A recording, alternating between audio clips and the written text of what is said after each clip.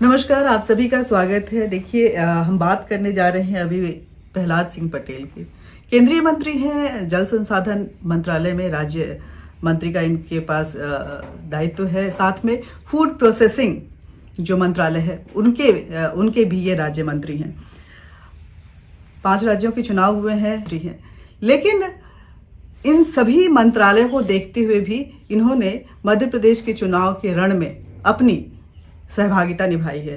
कैसा रहा ये चुनाव, किस तरह से काम कर रहा है मंत्रालय, फिर एक बार पार्लियामेंट शुरू होने जा रहा है, क्या क्या उम्मीदें हैं इस बार के पार्लियामेंट से, क्योंकि इस सरकार की अगर सही सुचारू रूप से चलने वाली अगर संसद को बोलें तो ये शायद अंतिम संसद होगा। उसके बाद जो बजट सेशन आएगा वो एंट्रीम बजट सेशन होगा। बहुत बहुत स्वागत है प्रहलाद सर आपका स्वदेश पे। बहुत सारी जिम्मेदारियों के साथ आपने एक और जिम्मेदारी अभी निभाई है, चुनाव के मैदान में आपने उतरकर बीजेपी के कमान को संभाला है। क्या उम्मीदें हैं मध्य प्रदेश से? मध्य प्रदेश में 5वीं बार भारतीय जनता पार्टी की सरकार बनेगी। पिछली बार जो चूक हो गई थी उसको जनता ने सुधारा है। पार्टी भी ताकत के साथ लड़ी है और हमारे 3 ही स्तंभ रहे हैं। पहला जो संकल्प है वो गरीब कल्याण का संकल्प है, जो मोदी जी का सबसे अहम संकल्प है। दूसरा है महिला सशक्तिकरण का संकल्प, वो हमारी केंद्र की योजनाएं भी हैं, वो राज्य की योजनाएं भी हैं। और तीसरा है कि जो हम वादा करते हैं कि भारत माता दुनिया में सर्वोच्च स्थान पर पहुंचेगी, लेकिन अगर हम सामान्य भाषा में करें तो हमारे बच्चों की जिंदगी हमसे बेहतर हो, इस बात का संकल्प है। तो हमारी कोई भी नीति बनती हो, केंद्र की हो या राज्य की हो, ये हमारे आधार स्तंभ थे इस चुनाव में विकास के मॉडल के साथ। और मैं गर्व करता हूं कि गरीब कल्याण की जो योजनाएं हैं प्रधानमंत्री मोदी जी की, चाहे वो गरीब कल्याण अन्न योजना हो, आयुष्मान कार्ड हो, ये सारी की सारी योजनाओं ने जमीन पर कमाल दिखाया है।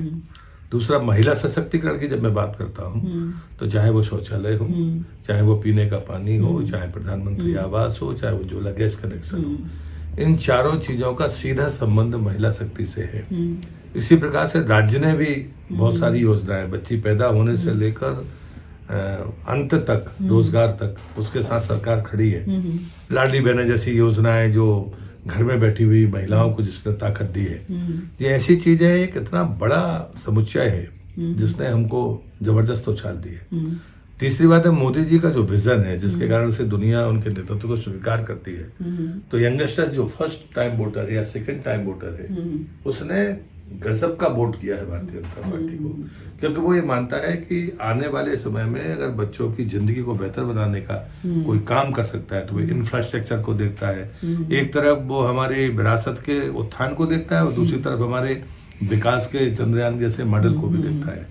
तो मुझे लगता है कि वो जब कंपेयर करता है तो मैं अगर एक लाइन में कहता हूं तो भारतीय जनता पार्टी की जो थीम रही है वो विकास विरासत के साथ, ये हमारी बड़ी ताकत है। अच्छा, विकास और विरासत की बात कर रहे हैं सर। आपने लाडली बहना और महिलाओं के लिए 10 योजनाएं गिनाई। मुझे याद है कि जब G20 खत्म हुआ था, 5 दिन की स्पेशल सेशन जो संसद की बैठी थी, उसके पहले, ठीक पहले आपका एक ट्वीट आया था संसद, और उससे लोग चौंक गए थे कि पता नहीं कौन सा बिल आने वाला है, पॉपुलेशन बिल आएगा या UCC आएगा, लेकिन किसी का भी ध्यान उस तरफ नहीं गया था जिस तरफ सरकार काम करने वाली थी। और जब वो बिल आया तो पूरे भारत को चौंकाने वाली बिल थी, जो महिलाओं को आपने राजनीति में जो आरक्षण दिए, उस बिल का आप सोचते हैं कि इस चुनाव पे भी इम्पैक्ट रहेगा लाडली बहन के? निश्चित रूप से महिला आरक्षण बिल ये बहुत बड़ा हथियार है और मैं ये मानता हूँ कि ये सीढ़ियाँ हैं। जब प्रधानमंत्री मोदी ने पहली बार शौचालय बनाया तो विकास की ये पहली सीढ़ी थी, क्योंकि सोशल सामाजिक परिवेश में ये सबसे अपमानजनक चित्र था भारत के लिए। फिर उसके बाद में उज्ज्वला गैस कनेक्शन आया तो आंखों के आंसू पूछे तो महिलाओं के पूछे। फिर उसके बाद में अगर हम प्रधानमंत्री आवास की बात करें तो मजदूरी के बाद में जिसका छत टपकता था ये दर्द वो जानता है, और महिला सबसे ज्यादा उसका भुगतान भुगतती है। ये तीसरी सीढ़ी थी। चौथी सीढ़ी थी जब जल जीवन मिशन से घर में पानी पहुंचा। 5वीं चीज थी कि जब आप अपने निजी जीवन के तनाव से मुक्त हो गए हैं तो एक स्वतंत्र अस्तित्व के तरफ आगे बढ़ने के लिए महिला आरक्षण बिल है। ये 5वीं सीढ़ी है। राज्य सरकारें जो करती है वो अलग से और घर के भीतर जाकर करते हैं। तो मैं ये मानता हूं कि अभी भी हमारी बातें रुकी नहीं है। अभी एक प्लेटफॉर्म है, ये 5वीं सीढ़ी है। हम तो उस दिन को देखना चाहते हैं जहां पर महिला सशक्तिकरण और जिसकी उसकी मान्यता थी कि मातृत्व तो हमारा सर्वोच्च स्थान, जो आचार्य शंकराचार्य ने कहा है कि मातृ सत्ता ही सर्वोच्च सत्ता है, जो हमको पैदा करती है, पालती है, परिवार को चलाती है और समाज में मर्यादा स्थापित करके चली जाती है, लेकिन बदले में कुछ नहीं मांगती। ये जो स्थिति है ये आना भी बाकी है। इसलिए मुझे लगता है कि जो निरंतरता, निश्चित रूप से इसमें कोई संदेह किसी को नहीं होना चाहिए और दुनिया के सामने हमें ये सामर्थ्य प्रकट करनी होगी। आज जो रूढ़ियां हमारे बीच में हैं या जिनको हमने पीछे ढकेला, वो मुगल की गुलामी का दुष्परिणाम है जिसको हमने स्वीकार किया। इस कलंक से बाहर आना भारतीय संस्कृति की सफलता हो।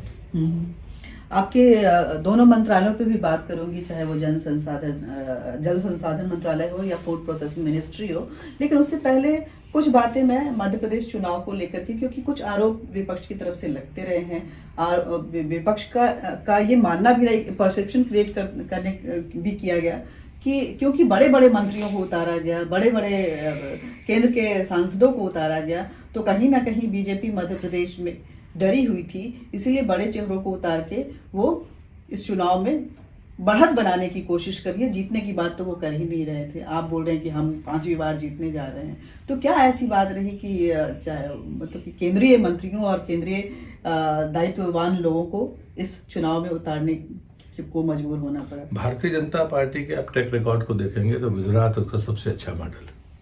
वहाँ एमएलए, पूर्व केंद्रीय मंत्री विधानसभा का चुनाव लड़ते हुए आपको देखेंगे। उत्तर प्रदेश है, हमारे यहाँ पर भी हुआ है। तो जटिया जी पहले केंद्रीय मंत्री रहे, सट्टा जी मंत्री रहे, लेकिन उसके बाद उनको विधानसभा का चुनाव वो लड़े।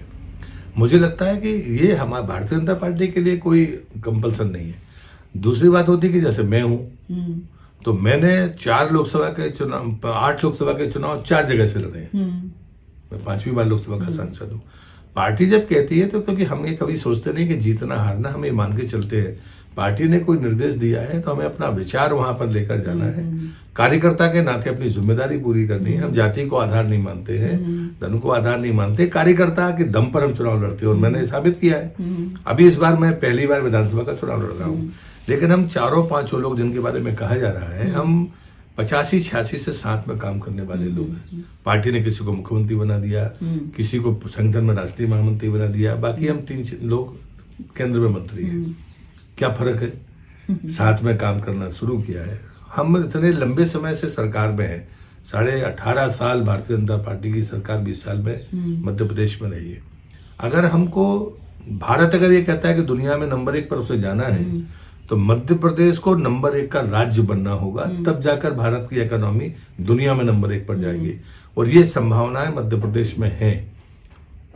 संसाधन है वहां पर, सुंदर राज्य है, शांत राज्य है और संभावनाओं वाला राज्य है। बाकी चीजें मिल सकती हैं लेकिन शांति नहीं मिल सकती है। वहां डिस्क्रिमिनेशन कास्ट के या क्षेत्र के आधार पर नहीं है। तो ये चीजें हैं। टाइगर रिजर्व हमारे पास, इतने डेंसिटी ऑफ टाइगर्स हमारे पास है। तो हमने पर्यावरण को भी बचा के रखा, शांति को भी बचाए रखा, टकराव हमारे यहाँ कम से कम है। हम सप्लाई चेन के लिए सबसे बेहतरीन जगह पर है, चाहे रेल कनेक्टिविटी हो या रोड कनेक्टिविटी हो। हम भारत के मध्य में है, हमारे पास में जंगल भी है, अच्छी जमीनें भी हैं और बाकी चीजें भी हैं। लेकिन हमने विकास के उन पैमानों को भी नहीं छुआ है जो बाकी राज्यों ने छुआ है। तो वो संभावना है हमारे पास। मतलब कहीं ना कहीं विकास के मामले में शिवराज सिंह पीछे रह गए? नहीं, उन्हें जो जिस आधार पर मध्य प्रदेश को तो बीमारू राज्य बोलते थे, उसको अगर विकासशील राज्य और विकसित राज्य की तरफ कोई लेकर आया तो भारतीय जनता पार्टी की सरकार लेकर आई। इसलिए ये आरोप नहीं रहता, लेकिन ऊंचाइयां छूने के लिए अभी हमारे पास में आसमान बाकी है।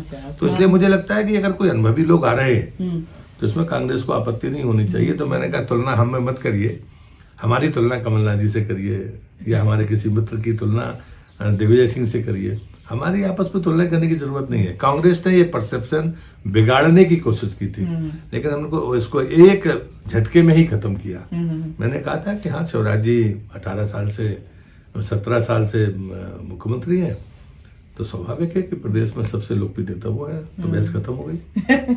तो क्या मानते हैं कि 18.5 साल बनाम 2.5 साल, उसका इम्पैक्ट अभी भी दिख रहा है? क्योंकि कांग्रेस तो दावा कर रही है कि मतलब लाडली बहना वर्सेस लड़की हूं लड़ सकती हूँ, का इम्पैक्ट कहीं मुझे लगता है ये कागजों में लिखने से, कोई स्क्रिप्ट लिख जाने से कोई रास्ता निकलता नहीं है। जब वहाँ पर प्रियंका गांधी गई और उन्होंने कहा कि साहब यहाँ तो आदिवासियों के साथ बहुत अन्याय हुआ है, तो उन्हें ये नहीं पता कि पेशा कानून लागू करने वाला मध्य प्रदेश पहला राज्य है। उन्हें ये नहीं पता कि वनोपज का सबसे ज़्यादा लाभ देने वाला राज्य मध्य प्रदेश है। उन्हें ये नहीं पता कि शिक्षा और स्वास्थ्य की दृष्टि से आदिवासी क्षेत्र में सबसे बेहतर काम करने वाला सरकार मध्य प्रदेश की सरकार है। तो मुझे लगता है कि कह देना और फिर उसके बाद फिर उसका नुकसान उठाना ये कांग्रेस की फितरत है। मैं इन बातों को नहीं मानता। दूसरा, मैंने कहा कि वहाँ का जो कांग्रेस का नेतृत्व है वो थका हुआ नेतृत्व, जो उनको डर था। पहली लिस्ट आई तो वो पहले कांग्रेस बोल रही थी हम 6 महीने पहले लिस्ट जारी करेंगे, नहीं कर पाई, हमने 3 महीने पहले कर दी, तो भौचक हो गई। को जब आपको देखना हमारी पहली लिस्ट में कांग्रेस का कोई कमेंट्स नहीं है। दूसरे में हम लोगों के नाम आ गए, तो फिर तो वो अमर्यादित भाषा में आ गए। जो टिप्पणी आपने शालीनता से की है और हल्की भाषा में की थी। उनको अंदाजा नहीं था कि इस नेतृत्व का सामना करना पड़ेगा, और वहां थका हुआ नेतृत्व है। 2003 के पहले का, जिनको हम नारायण कमलनाथ हो या दिग्विजय सिंह हो, हम 2003 में छिंदवाड़ा की 8 सीटें जीत चुके हैं। जो छिंदवाड़ा मॉडल कहने वाले 100% कमलनाथ आ रहे हैं। देखना, मैं ये दावा मैं कर रहा हूँ कि कमलनाथ चुनाव हार रहे हैं, और मैंने तो कहा कि हम 7 सीटें जीतेंगे छिंदवाड़ा की। छिंदवाड़ा की ये दावा कर रहे हैं। देखिए 3 तारीख को रिजल्ट निकलेगा, तो हाँ, उसका इंतजार आपको भी करना पड़ेगा, मुझे भी करना पड़ेगा, और जिनके बारे में दावा कर रहा हूँ वो भी इंतजार करेंगे। एक संशय और लोगों के बीच में है कि ज्योतिरादित्य सिंधिया को लाया गया, लेकिन ग्वालियर पहले से भी हारा हुआ था बीजेपी के लिए, इस बार भी बहुत कमाल नहीं करने वाला है। तो क्या ज्योतिरादित्य सिंधिया जो है इसके लिए बीजेपी के लिए कुछ फायदेमंद साबित होंगे या नहीं होंगे? भारतीय जनता पार्टी में व्यक्तियों के हानि लाभ की बात नहीं होती। वो पार्टी के साथ हैं, पार्टी के वरिष्ठ नेता हैं, उनका पार्टी में योगदान है, उनका उपयोगिता को मैं स्वीकार करता हूँ कि ज्योतिरादित्य सिंधिया एक स्पार्किंग लीडर है, जनाधार वाले नेता है, मेहनतकश नेता है, और उन्होंने अपने आप को जिस प्रकार से परिवर्तित किया है भारतीय जनता पार्टी के कार्यकर्ता और नेता के रूप में, वो अभिनंदन के पात्र। कितनी सीटें दे रहे हैं मध्य प्रदेश में? मैं 2003 को 2023 में रिपीट होते देखता हूँ। अच्छा। ये बात मैंने ये स्टैंड नहीं बदला।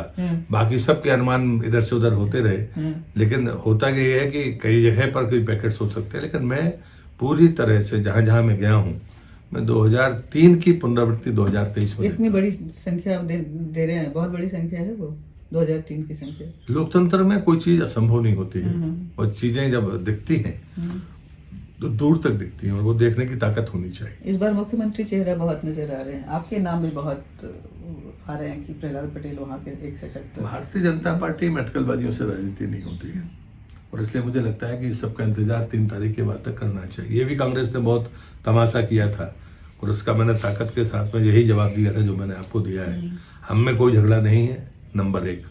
हम पार्टी के सभी अनुशासित कार्यकर्ता हैं, नंबर 2।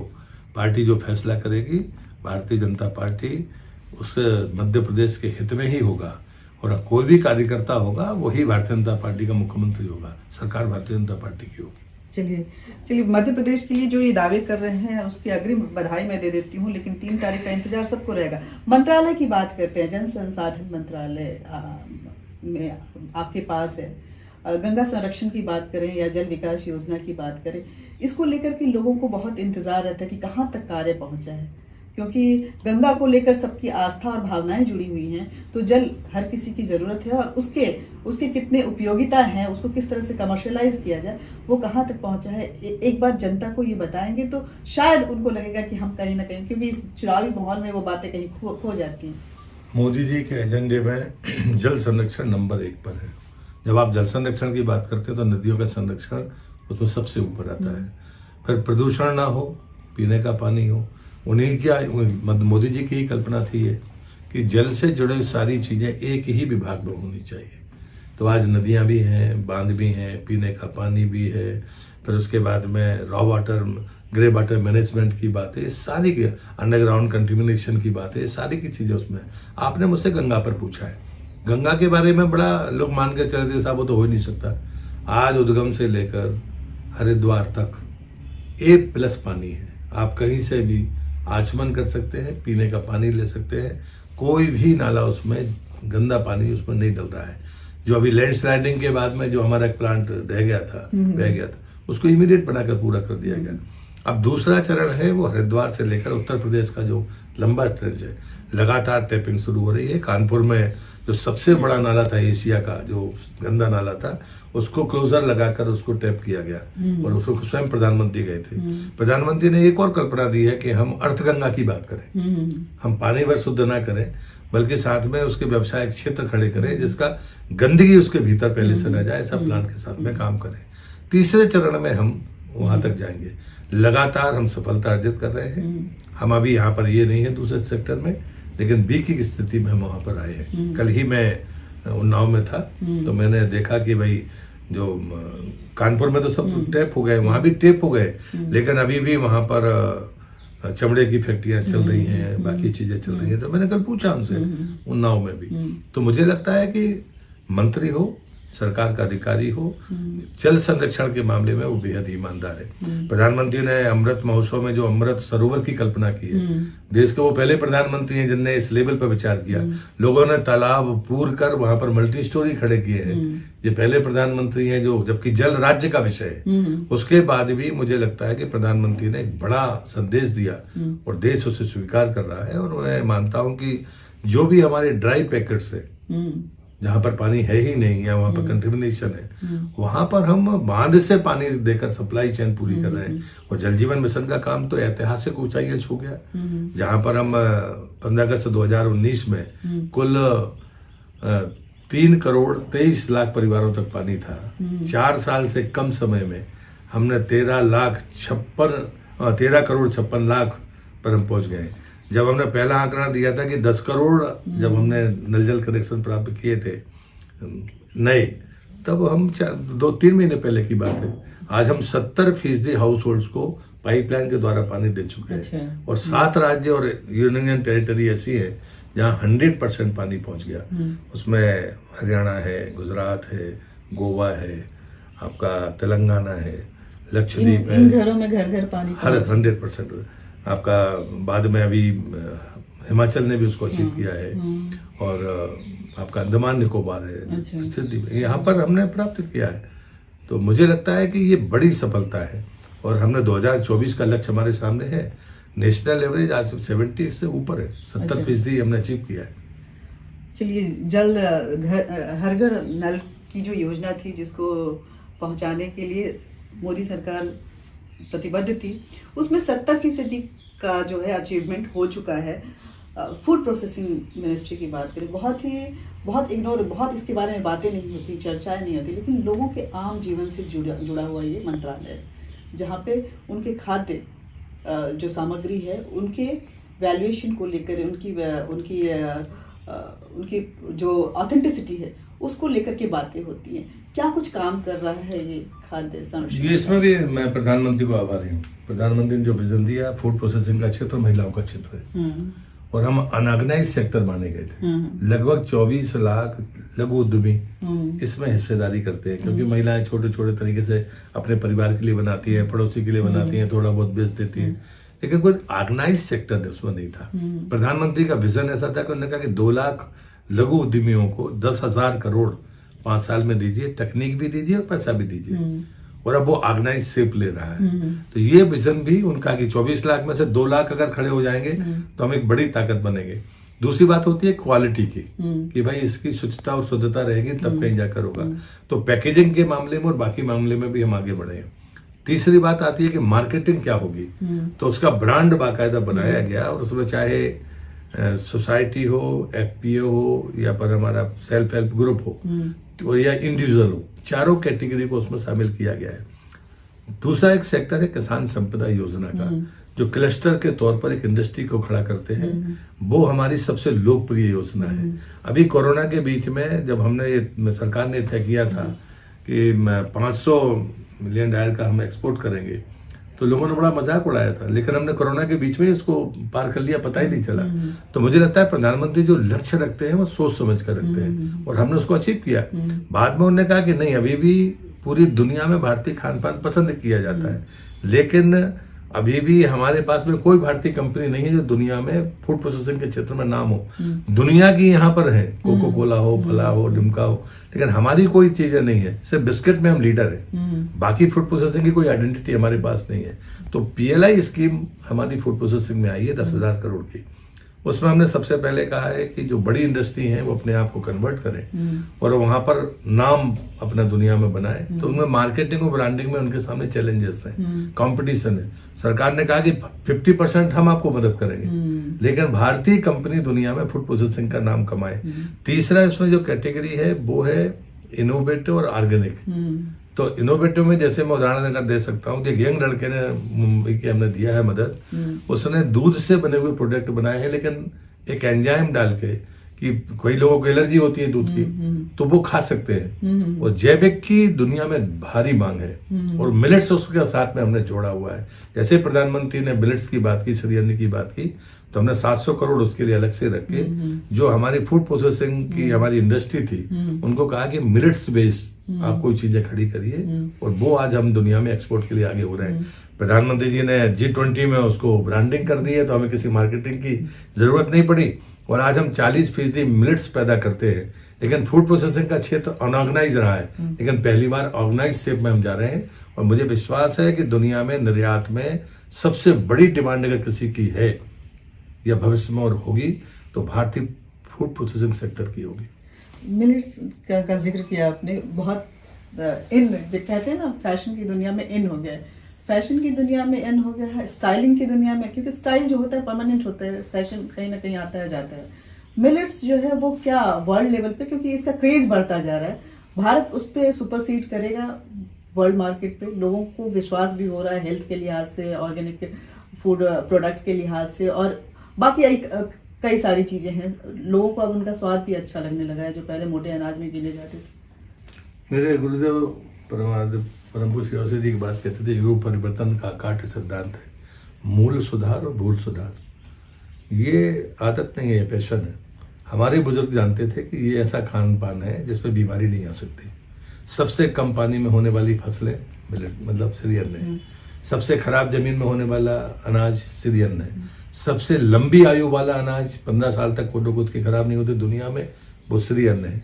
किसी भी जगह मरुस्थल में भी होता है, बर्फ में भी होता है, नॉर्थ ईस्ट में भी होता है, दक्षिण में भी होता है, वो सीरियल है। लेकिन किसने कहा कि गरीब का खाना है? हमको उस पैसल से हटाने का काम जिनने किया वो गुनहगार है। प्रधानमंत्री ने उसी को वापस हम लेकर आए। ये हमारे लिए अवसर है। हम 40% दुनिया के उत्पादन में 40% शेयरिंग हमारी है उत्पादन में, तो स्वाभाविक है कि निर्यातक भी हम ही होंगे, डिमांड हमसे ही होगी। हमारे खान पान के जो टेस्ट है उन पैरामीटर्स को हमने नकारने की कोशिश की है पश्चिम के कारण। हाँ, बेस मिलेट्स का होगा, टेस्ट उनका होगा, हमें कोई प्रॉब्लम नहीं है। हम किसी एक फार्मूले को क्यों मानेंगे? लेकिन हमारे यहाँ दक्षिण का टेस्ट अलग है, उत्तर का अलग है, नॉर्थ ईस्ट का अलग है। तो लेकिन हम उस ट्रेडिशन को नहीं छोड़ सकते। वो ट्रेडिशन ही हमारी ब्रांड है, वही हमारी जीवन शैली है। और इसलिए मैं ये मानता हूँ कि मिलेट्स के मामले में जो प्रधानमंत्री ने किया, 2017 में वो दुबई गए थे वर्ल्ड फूड इंडिया में, तब उन्हें मिलेट्स की बात की थी कि दुनिया को भूख से बचाना है, स्वस्थ रखना है, तो हर हाल में आपको सीरियल की तरफ आपको जाना होगा। दुनिया ने नहीं माना, लौट के आए 2018 में उन्होंने भारत को मिलेट्स ईयर घोषित कर दिया। उसके बाद में चुनाव आ गया, फिर वो 21 में गए, मतलब उनने जाके फिर दुनिया के बीच में 19 में चले गए वो। तो 2021 मिलेट्स ईयर वर्ल्ड ने घोषित कर दिया अपने आप को, वो निकल गया। 22 आया तो अभी वर्ल्ड फूड इंडिया भारत में कर दिया। बीच में कोरोना के कारण नहीं हुआ, लेकिन उन्होंने बेस वही रखा, पिलर्स वही है, मिलेट्स उसमें है। हमारे पास में ऑर्गेनाइज सेक्टर में हम तकनीक के साथ जाकर प्रोसेसिंग को बेहतर करें, क्वालिटी पर कभी समझौता ना करें।